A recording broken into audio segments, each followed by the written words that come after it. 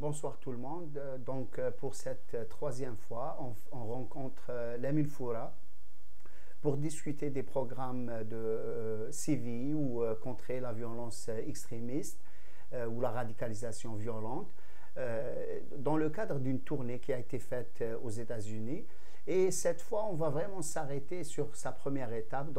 C'était Washington, où il a pu rencontrer des officiels des départements chargés de cette question de la radicalisation et de la prévention de la radicalisation, mais aussi des organismes, que ce soit des organismes citoyens ou des organismes communautaires musulmans. On va d'abord souhaiter bonsoir à Lamine. Bonsoir Aziz. Et la question, c'est ça serait de nous décrire un peu la visite à Washington. Visite à Washington. Comme je dis, la première semaine, c'était Washington. L'objectif, c'était de nous mettre à jour sur le fonctionnement du gouvernement américain et aussi des départements qui travaillent sur le sujet. Rencontrer des scientifiques, puisqu'on a rencontré des chercheurs qui travaillent sur la question au niveau de l'Université George Washington, et des organismes de la communauté musulmane, essentiellement en Virginie du Nord, qui est à côté de Washington. Cette visite a commencé par une grande conférence d'un prof d'université qui venait nous parler du système américain. Le système politique américain. Ce qui est intéressant, c'est qu'au début, on se posait la question. Okay, bon, on se dit que c'est une séance d'information qui n'a rien à voir avec la suite des visites, mais on s'est rendu compte que c'était une des plus importantes présentations pour notre voyage, parce que il nous a présenté la relation entre le gouvernement fédéral et les États, que les États-Unis, ce n'est pas une république populaire, c'est une république d'États. Donc, c'est les États qui ont décidé d'avoir un gouvernement fédéral, et c'est aux États que le gouvernement fédéral doit rendre compte. C'est les États, à travers le Sénat et le Congrès, qui définissent le budget alloué au gouvernement fédéral, et que le gouvernement fédéral, essentiellement, est en charge de 4 dossiers principaux. Il a pu élargir quelques prérogatives: la défense, la question de l'immigration, les relations économiques entre les États et les affaires étrangères. Ça explique pourquoi les Américains, ou le gouvernement fédéral, s'ingèrent beaucoup à l'étranger, parce que c'est un gouvernement qui n'a pas de prérogatives au niveau intérieur. Et c'est très important de comprendre ça. Donc, il n'a pas de prérogatives, sauf il n'a pas de pouvoir. Sauf de définir peut-être les grandes orientations politiques. Même pas. Parce que chaque État a sa constitution, chaque État a son code criminel, chaque État a un système éducatif propre à elle, chaque État gère la santé comme elle veut le gérer.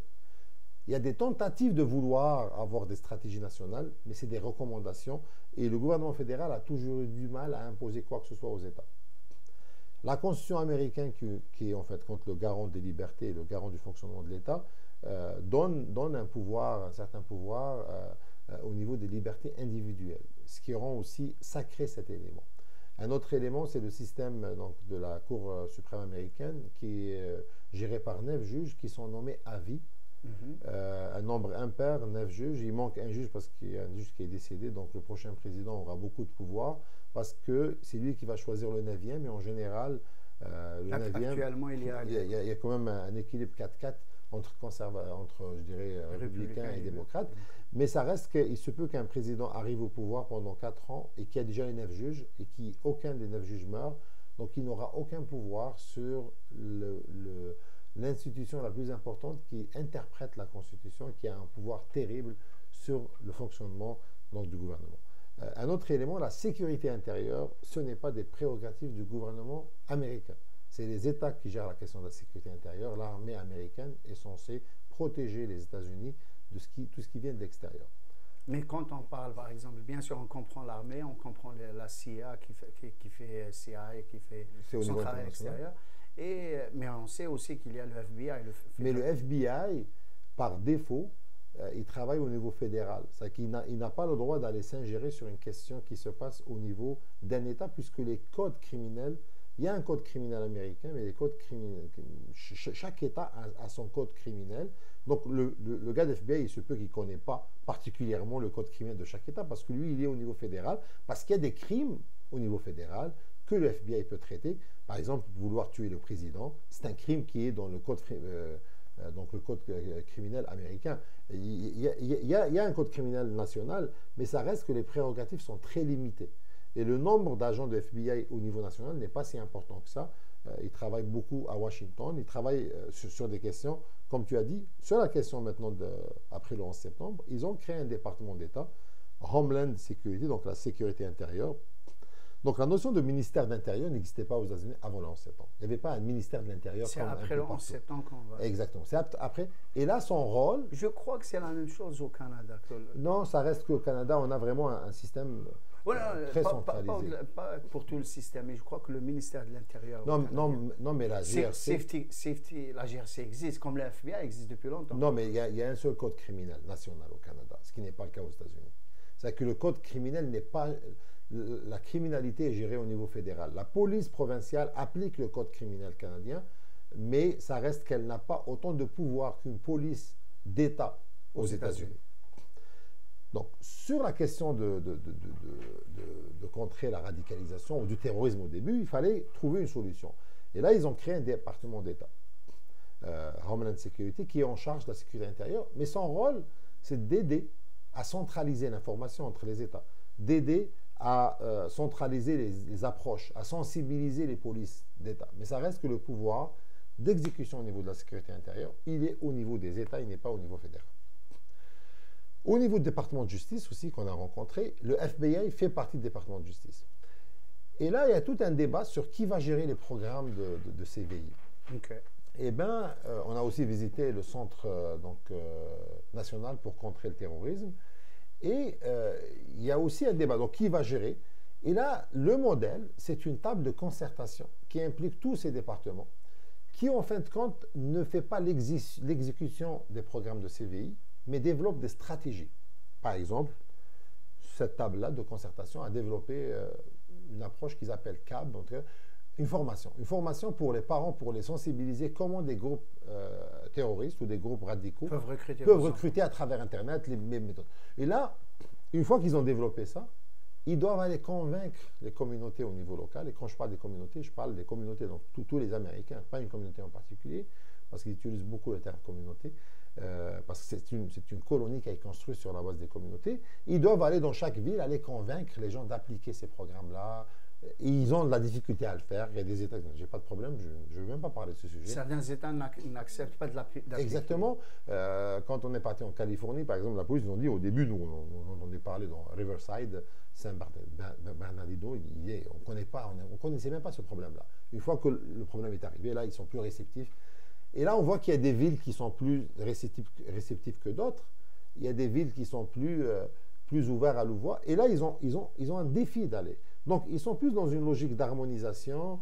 Et c'est pour ça quand je dis que l'ampleur du problème au niveau médiatique, qui est loin de la réalité, n'a pas un impact réel sur le day-to-day des gens, parce qu'au niveau local, l'exécution se fait d'une façon, je dirais, beaucoup plus rationnelle, beaucoup plus proche de la réalité sociale.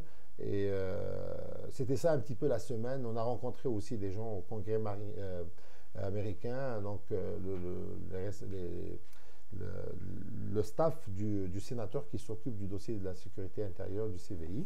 Et à titre d'exemple, un pays comme les États-Unis, on parle de 300 millions d'habitants, le budget de contrer la radicalisation est de 10 millions de dollars. 10 millions de dollars. Uniquement. Donc, et quand on parle du budget du FBI, on parle de milliards, on ne parle pas de millions, parce que toute la partie sécurité, donc contrer donc on voit clairement que les chiffres au niveau de l'exécutif sont plus conformes à l'ampleur de la réalité que par rapport aux médias politiques et médiatiques. Et je dirais qu'il y a des gens qui sont convaincus qu'il faut que les Américains mettent plus d'argent dans la prévention, mais c'est un pays aussi qui respecte beaucoup les croyances, donc l'État, dans ses démarches, fait très attention à ne pas vouloir changer la croyance des gens. Mais si c'est le cas, parce que c'était un peu ça ma question, s'ils ne veulent pas faire l'amalgame entre religion et violence terroriste ou violence politique de façon générale, en même temps, la question, est-ce qu'ils se remettent en une des hypothèses qu'on retrouve souvent et que généralement les gens vont accepter, c'est que les politiques, surtout américaines, états-uniennes, à l'étranger, un certain impérialisme, même leur façon de mener la guerre au terrorisme et sont mis à l'index comme étant des facteurs de radicalisation. Beaucoup de gens considèrent que ce que fait les États-Unis, les drones, Guantanamo, une certaine torture, pas une certaine, la torture qui a été documentée même par le Parlement américain et tout ça. Est-ce que les responsables que vous avez rencontrés, donc que ce soit le Homeland Security, que ce soit le FBI, que ce soit le ministère de la Justice, sont conscients de comment ils prennent cette critique? Est-ce qu'ils la valident? Est-ce qu'ils la reconnaissent? Ils vont considérer que c'est hors de notre contrôle dans le dossier contre la radicalisation. Comment ils vivent avec cette critique qui les renvoie à leur responsabilité dans la radicalisation même? C'est-à-dire, je vais répondre à cette question, je vais répondre à deux niveaux. Premier niveau, c'est que c'est intéressant de comprendre que quand les Américains te parlent d'un problème intérieur, ils le détachent de ce qui se passe à l'extérieur. Parce qu'ils considèrent que à l'intérieur, leur référence, leur dogme, c'est la Constitution américaine. Et là, il va mesurer ses actes en termes d'erreur ou de pas erreur par rapport à la conformité au niveau de la Constitution américaine. Et on voit clairement que ce qui se passe à l'extérieur n'est pas géré par la Constitution américaine. C'est plus une approche très pragmatique pour des intérêts américains. Ils sont à l'aise avec ça. Mais est-ce qu'ils sont à l'aise avec le fait que ça a quand même... Oui, mais il va dire, il faut le prouver, c'est pas quelque chose qui est évident. Ils ne le reconnaissent pas nécessairement. Exactement. Mais j'ai pas vu un discours, j'ai pas senti un discours, par exemple, français, où on parle des valeurs universelles qu'on veut transmettre à tout le monde. Les Américains ne sont pas dans cette optique-là. Ils disent que nous, on a des valeurs qui gèrent notre société, qui est la Constitution américaine, qui nous garantit des libertés, qu'on doit respecter les gens, on ne doit pas torturer les Américains à l'intérieur des États-Unis. Donc, on voit clairement une très forte adhésion à la Constitution américaine. On voyait le père musulman d'un soldat américain donc, qui était qui a tué, exactement, qui a réagi à travers la Constitution américaine à Trump. On voit que tout le monde a j'exagère, mais tout le monde a la Constitution américaine dans sa poche. Ça sort comme une arme très forte. C'est la Constitution américaine, amendement, tac, et personne n'en parle. Donc, c'est très important qu'eux, ils vont se juger au niveau de la politique intérieure par rapport à la Constitution américaine. Ce qui se passe à l'extérieur, c'est notre histoire. Donc, ça, c'est le premier élément de réponse. Deuxième élément de réponse, sur des erreurs, moi, on a eu l'occasion de parler avec des agents d'institutions sécuritaires, où on a parlé de certaines erreurs à l'intérieur des États-Unis. Ils admettent, ils disent oui. Et on a des moyens de recours. On a pris ce genre de décision. On a couru. Donc, ce n'est pas autant qu'ils ne veulent pas admettre leurs erreurs sur des faits intérieurs parce qu'on a une référence qui est la Constitution américaine. Mais quand il s'agit l'extérieur, d'affaires étrangères, c'est beaucoup plus, je dirais, pragmatique et c'est moins dogmatique. Ils ne parlent pas de valeurs beaucoup. Ils parlent beaucoup plus d'intérêt et de... Donc, c'est pour ça que... Si on prend un élément de l'intérieur, par exemple, le chiffre que tout le monde connaît maintenant, 50% des cas de poursuite pour terrorisme, lorsqu'il s'agit des musulmans, au moins un cas sur deux, c'est un entrapment qu'on appelle, une provocation policière, c'est-à-dire des gens du FBI qui vont un peu... Comme ça a eu le cas au Canada. Comme ça a eu le cas dernièrement, un premier cas au Canada qui a été reconnu par les tribunaux parce que peut-être qu'il y en a certainement d'autres. Ouais. Mais par rapport à ces chiffres, quand on voit que par exemple... Ils vont te dire, ce qui a été reconnu par les tribunaux comme un cas, on va l'admettre, on est en train de corriger. Mais est-ce qu'ils admettent l'affirmation? Si j'affirme devant un responsable politique américain, je fais l'affirmation suivante. Vous êtes une des causes de la radicalisation des jeunes musulmans, que ce soit aux États-Unis ou soit si tu le présentes comme ça, c'est sûr qu'il ne va pas l'admettre. Si tu le présentes sur un cas particulier où un tribunal américain a confirmé les faits, il va dire oui. C'est pour ça que je dis que c'est comme la Constitution, c'est la religion de l'État. Donc, ils sont vraiment très rigoureux et beaucoup de respect aussi aux décisions de justice. Et ils font la différence entre le débat politique et le débat médiatique et les faits. Et c'est dans les deux sens. Quand on parlait qu'ils admettent qu'en termes d'ampleur, les faits démontrent qu'il n'y a pas une grande ampleur de la radicalisation chez les jeunes musulmans par rapport à ce qu'il y a dans les médias, ils vont le reconnaître. Mais en même temps, ils vont aussi reconnaître que je ne vais pas reconnaître des bavures dont on parle dans les médias, mais je parle des faits. Et le meilleur exemple, c'est la question des Noirs. C'est-à-dire que dans les médias, il y a beaucoup de discours qui disent que le nombre de Noirs tués est très important, mais les chiffres quand on parle avec des responsables, parce que cette question était très médiatisée, on l'a ramenée dans certaines discussions, et là, ils te parlent, attends, revenons aux chiffres. Le nombre de blancs, de noirs, il y a plus de blancs tués par la police que les noirs. Or, dans les médias, il y a un amalgame. Même en termes de proportion. Mais je dirais que les chiffres vont étonner beaucoup plus de gens qu'on le pense si on voit aux chiffres. L'autre exemple, c'est le nombre de noirs tués par les noirs est beaucoup plus important que le nombre de noirs tués par la police, par exemple. Donc, je parle de criminels noirs qui tuent d'autres noirs. Ils sont très factuels. Ils veulent revenir au niveau des faits, mais c'est très difficile à gérer pour nous parce que en tout cas, dans le système politique européen, même en tout cas, au Maghreb, on est très habitué à ce que ce qui se dit dans la télévision, c'est très proche de ce qui est officiel, ce qui est dans le débat public. Mais ils arrivent à comprendre que c'est un showbiz. Le débat politique, c'est un show qui a des lobbies qui peuvent... Et là, si tu n'es pas d'accord, fais un lobby, vas-y, active et tu peux imposer un débat social qui n'a rien à voir avec la réalité. Mais s'ils veulent distinguer la radicalisation de la religion, mais en même temps, ils ne veulent pas nécessairement reconnaître que leur politique extérieure ou à l'intérieur alimente la radicalisation, c'est quoi pour ces officiels la radicalisation? Qu'est-ce qui Mais je vais te poser la question, c'est qu'ils considèrent que c'est un des facteurs, qu'il y a plusieurs facteurs. Maintenant, si tu veux la considérer comme le facteur principal, donne-moi des faits, donne-moi des chiffres, donne-moi des preuves. C'est qu'aujourd'hui, même ceux qui Donc, affirment... ils la reconnaissent, mais ils ne considèrent pas qu'elle a le primat. Non, mais parce qu'on n'a pas de données réelles. Et tu es d'accord avec moi que la politique américaine ou la politique occidentale, ou ce qui se passe au Moyen-Orient, peut jouer un rôle dans la radicalisation, mais personne aujourd'hui ne peut dire l'ampleur ou l'importance, parce que si c'était le cas, comment expliquer le nombre pas très important parmi les moyens orientaux qui ont adopté cette radicalisation? Parce qu'il y a beaucoup plus, le pourcentage des gens qui sont radicalisés dans certaines régions du monde ou qui subissent certaines injustices. C'était au-delà du rationnel, est-ce qu'ils ont raison ou tort? Je voudrais juste comprendre, quand ils parlent de radicalisation, s'ils ne veulent pas l'associer à la religion, ils ne veulent pas l'associer à leur politique, ils l'associent à quoi? C'est quoi? Non, ils vont l'associer, mais ils ne vont pas rendre leur politique internationale l'unique responsable et le plus important. Okay. Mais on a eu des discours dans lesquels ils vont admettre que oui, on prend des décisions à l'international qui peuvent influencer la question de la radicalisation. Non, ils ne vont pas le nier, mais ils ne vont pas lui donner l'importance que peuvent le donner les personnes qui subissent cette injustice. Et je comprends. C'est tout à fait normal. C'est très bien.